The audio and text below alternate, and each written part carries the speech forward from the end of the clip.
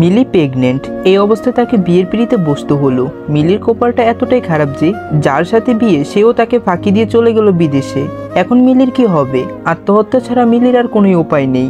Pregnant মেয়েকে কেই বা বিয়ে করবে? 3 কোটি টাকা যৌতুক দিলেও আমার মনে হয় কেউ বিয়ে করতে রাজি হবে না। কিন্তু না, যৌতুকও না, বিনা যৌতুকে মিলিকে কেউ একজন বিয়ে করতে রাজি হলো। আমার মনে হয় ছেলেটা বোকা, নয়তো তার কোনোই প্রবলেম আছে, তাই রেডিমেড সন্তানের বাবা হতে চাচ্ছে। কিন্তু না, যে ছেলে বিয়ে করতে রাজি হয়েছে সে শিক্ষিত এবং একজন বিজনেসম্যান। হ্যাঁ, তার নাম রাহাত। রাহাত সাহেবই মিলিকে বিয়ে করতে রাজি হয়েছে। রাহাত সাহেবের বয়স যখন 22 বছর, তখন সে বিয়ে করে 19 বছরের একটি মেয়েকে। বিয়ের 1 বছর না হতেই তার স্ত্রী গর্ভবতী অবস্থায় মারা যায়। রাহাত তার স্ত্রী রাইসাকে অনেক ভালোবাসতো, তাই তো রাইসা মারা যাওয়ার 12 বছর গত হওয়ার পরেও রাইসার জায়গায় অন্য কাউকে নিয়ে আসেননি। কিন্তু 32 বছর বয়সে এসে বুড়োর এই কোন ভীমরতি ধরল? সে বিয়ে করতে চায় গর্ভবতী মেয়ে, যেই কিনা তার বয়সের অর্ধেক। হ্যাঁ, মিলির বয়স এখন 17+, যার কিনা এখনো বিয়ের বয়সও হয়নি। সে আবার নাকি প্রেগনেন্ট। 14 থেকে 18, 19 বছরের বয়সের মেয়েদের মধ্যম আবেগটা বেশি থাকে, তাই তো এই বয়সের ছেলে মেয়েরা বেশি ভুল করে। মিলির ক্ষেত্রেও ঠিক তাই হয়েছে। মাধ্যমিক পাশ করে মিলি সবেমাত্র কলেজে উঠেছে, এরই মধ্যে সে প্রেমে জড়িয়ে গেছে। চলুন একটু ফ্ল্যাশব্যাকে যাই। মিলি, তুমি কি আমাকে সত্যি ভালোবাসো? এটা তুমি কি বলছো রিপন? আমি তোমাকে সত্যি অনেক ভালোবাসি। প্রমাণ কি? হা হা হা। তুমি কি চাও আমি বাংলা সিনেমার নায়কদের মতো পাহাড়ের দিকে দৌড়ে যাই আর তুমি পিছু পিছু দৌড়াতে গিয়ে জড়িয়ে ধরে বলবে এইটা তুমি কি করেছো, তোমার কিছু হলে আমার কি হবে? না, এইসব কিছুই করতে হবে না। আমি যা বলবো তুমি তা করতে পারবে বা রাজি হবে।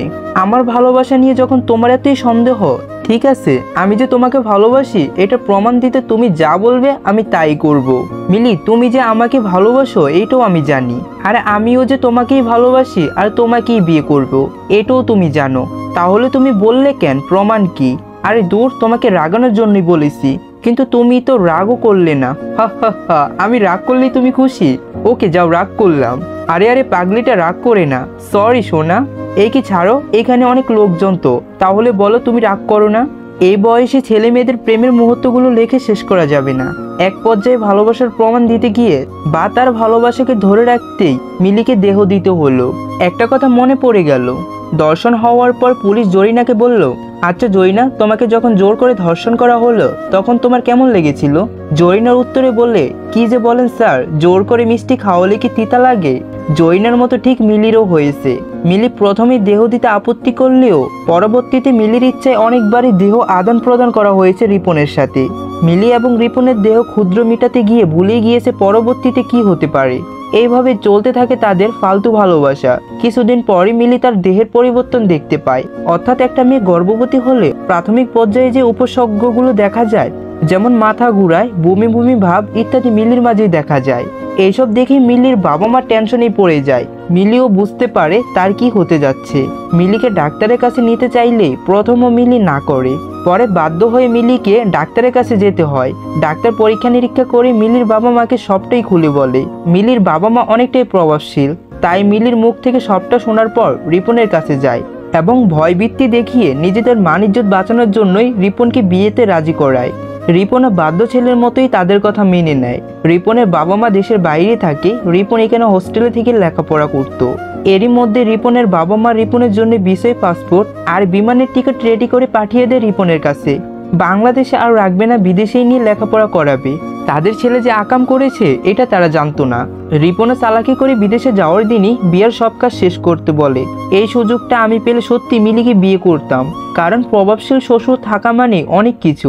রিপন বোকা তো, তাই পালিয়ে গেছে। যাই হোক, তারপরে বিয়ের সব কাজ ওকে। বর আসবে, কিন্তু কেন আসতেছে না মিলির বাবা ভেবেই পাচ্ছে না। তাই লোকজন পাঠিয়ে দিল রিপনের কাছে, কিন্তু রিপনকে আর কেউ পেল না। সে তো 1 ঘন্টা আগে পাখি হয়ে উড়ে গেছে।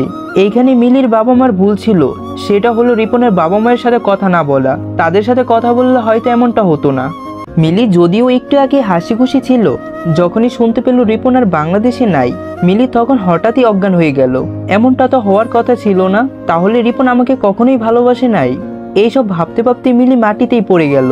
মিলির বাবা মা এখন কি করবে কিছুই ভেবে পাচ্ছে না। বেশ কিছু পরিচিত আত্মীয় স্বজনকে দাওয়াত করেছেন। রাহাত পরিচিত না হলেও ব্যবসার ক্ষেত্রে অনেকটাই পরিচিত, তাই মিলির বাবা রাহাতকে দাওয়াত করেছেন। মিলির জ্ঞান ফিরে আসলো। মিলি কারোর সাথে কথা বলছে না, কেমন পাথরগুলোর মতো হয়ে গেছে। মিলির বাবা মাও কেমন যেন ভেজা বেড়ালগুলোর মতো চুপ হয়ে আছে। একে একে সব আত্মীয় স্বজন নিজের বাড়িতে যাওয়া শুরু করেছে। রাহাত আগে থেকেই সবটা জানে। মিলির বাবার কাছে গিয়ে তাকে বোঝাতে লাগলো, কিন্তু মিলির বাবার একটাই কথা, আমার মেয়েটার এখন কি হবে। রাহাত হঠাৎই বলল, আপনার আপত্তি না থাকলে আমি মিলিকে বিয়ে করব। যদিও কোনো বাবা মা চাইবে না যে তার মেয়ে তার বয়সের দ্বিগুণ কোনো ছেলের সাথে বিয়ে হোক, কিন্তু এখন মিলির বাবা মায়ের জন্য এটাই ভালো প্রস্তাব। এইখানে মিলির মতামতের কোনোই মূল্য নেই। মিলির ইচ্ছে না থাকলেও বিয়েটা করতে হবে, এছাড়াও মিলির কাছে আর কোনোই উপায় নেই। তারপর মিলি আর রাহাতের বিয়ে হয়ে গেল। মিলির বাবা মিলিকে বুকে জড়িয়ে কান্না করে মিলিকে গাড়িতেই তুলে দিল। মিলি অজরে কেঁদে যাচ্ছে। রাহাত গাড়ি নিয়ে বাড়িতে পৌঁছালো। রাহাত বাড়িতে একাই থাকে, তাই রাহাতকে সবটা একাই করতে হলো। মিলিকে গাড়ি থেকে নামিয়ে নিয়ে রুমে নিয়ে গেল। মিলি, তুমি এইভাবে কান্না করতেছো কেন? দেখো, আমি তোমার ব্যাপারে সবটাই জানি। আপনি সবকিছু জানার পরেও কেন এটা করলেন? দেখো, ওই মুহূর্তে ওইখানে দাঁড়িয়ে আমার যা করা উচিত ছিল আমি তাই করেছি। ও, তার মানে আপনি আমাকে দয়া করেছেন? তুমি যদি এটা দয়া মনে করো তো করতে পারো। শোনো, আমি জানি আমি তোমার বয়সের অনেকটাই বড়। আমি যা করেছি তা ঠিক হয়নি, কিন্তু বললাম না, ওই মুহূর্তে আমার যা করা উচিত ছিল আমি তাই করেছি। তুমি তোমার বাবা মায়ের কাছে যেমন ছিলে ঠিক এইখানেও সেইভাবে থাকবে। তোমার বাবা মাকে সমাজের চোখে নিচু হতে দেই নাই। ও, তার মানে শুধু দয়া করেছেন, স্ত্রী মানেন নাই? দেখো, বিয়ে যখন করেছি তখন তো সমাজের চোখেও তুমি আমার স্ত্রী, তাই না? মিলি, তুমি অসুস্থ, অনেক রাত হয়ে গেছে, ঘুমাও এখন। এই দয়া কতদিন থাকবে? দেখো, এইভাবে বলছো কেন? আর তুমি এটাকে দয়া মনে করতেছো কেন? কতদিন থাকবে মানে? বললাম তো, ইসলামের অনুযায়ী তুমি এখন আমার স্ত্রী। আমি যতদিনই বেঁচে থাকবো ততদিন তো তোমাকে দেখতে হবে, তাই না? এখন তুমি কতদিন থাকবে আমার কাছে আমি জানি না। ভালোবাসবেন আমার সারা জীবন। বলেই মিলি রাহাতকে জড়িয়ে ধরে কাঁদতে লাগলো। রাহাত আস্তে করে মিলিকে জড়িয়ে ধরে বলল, মিলি, এইভাবে কাঁদছো কেন? অতীতের সব ভুলে যাও, কথা দিলাম সারা জীবনই পাশে থাকবো।